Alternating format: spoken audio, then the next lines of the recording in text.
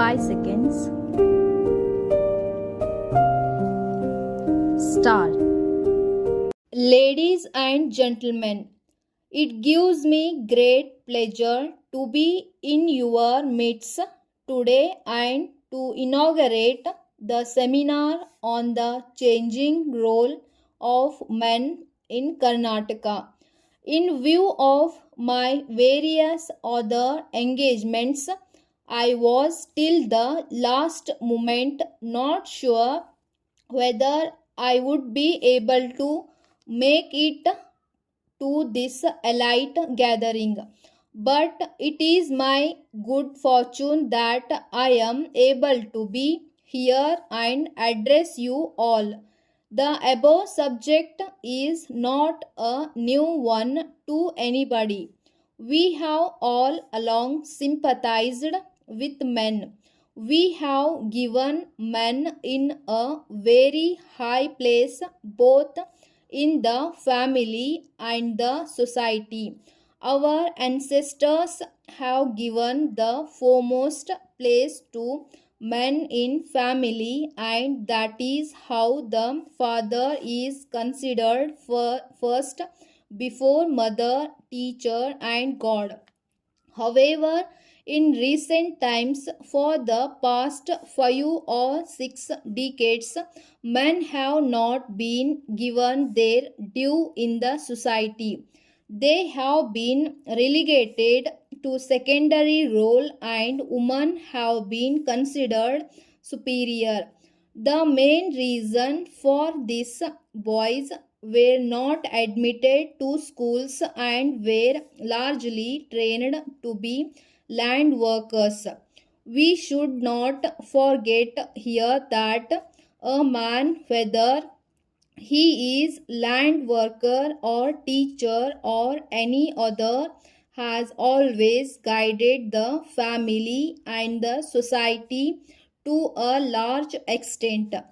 Gandhiji had advocated that men should be given equal status to that of women, and his one dream was to see that every boy is educated. Though he is not with us today, his dream has come true partly, and the governments, both at the center and the states, are making all out efforts to provide full opportunities so that every boy child is educated, whether he is in a village or town.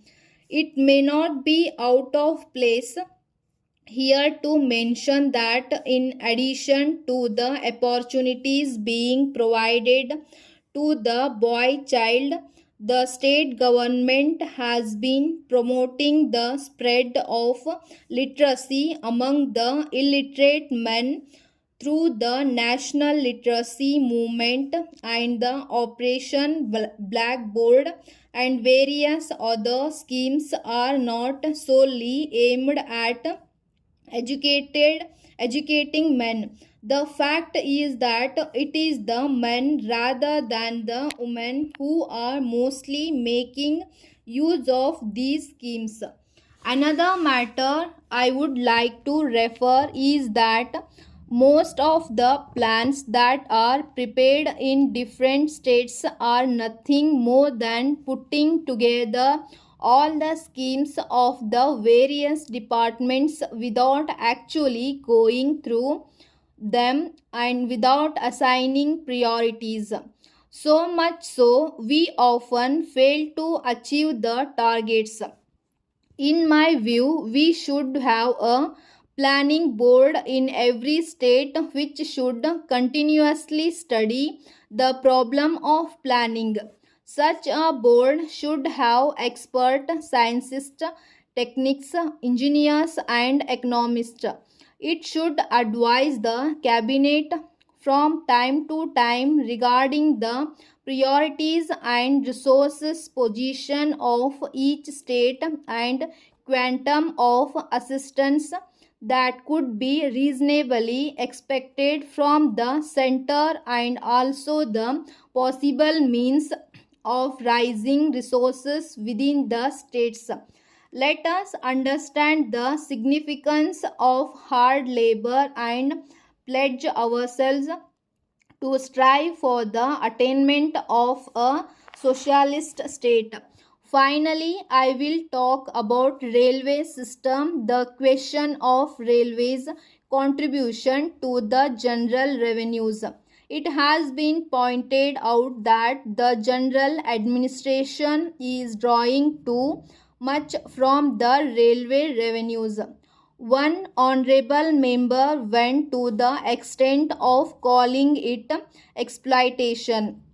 But I must say, as an economist and as a citizen of this country, that the general administration has a right to get a reasonable dividend out of the high investment in the railways. We must remember that the railways are getting their capital at a much lower rate of interest. This question was raised long ago. There were 2 points of view in this matter. After careful consideration, it was decided that a dividend should be given to the general revenues. After all, the contribution from the railways to the general revenues is only of the order of 25 crores of rupees. This is a very small amount when compared to the advantages of railways get from the government. I think that it would be desirable to make alterations here and there, and not in regard to any matters which would affect all of us. Thanking, thank you all. Jai Karnataka. Dear sirs, we thank you for your letter dated 10th March, under cover of which you have forwarded your check for rupees 1 lakh towards 30% advance payment. We have noticed that your check has been drawn in our firm name. In fact, you should have drawn the check in favor of the National Trading Company and not in our name. In future, please forward all your payments for wood supply direct to National Trading Company, and also ensure that payment is made by demand draft in their favor. In this instance, we are crediting your check to our account and in turn are forwarding our own check to the National Trading Company towards advance as per copy enclosed. Further, we wish to inform you that the materials on order have been shipped by our principals and we are expecting the documents from them within a week. We will file necessary documents with the customs authorities and arrange for clearance and onward transmission to your warehouse. We have discussed your proposal to forward the documents through bank with the National Trading Company, but they insist on full payment prior to dispatch. It is therefore necessary that you send a demand draft for the balance amount to them under advice to us, so that there may not be any delay on our part in clearing and forwarding the consignment to your warehouse. As the validity of the import license expires by 31st March, we are making all out efforts to clear the consignments before this date. In the event of the ship arriving late, it would become essential to get the license revalidated till April end. We would therefore advise you to approach the Chief Controller of Imports and Exports for this purpose and keep us informed. Yours faithfully.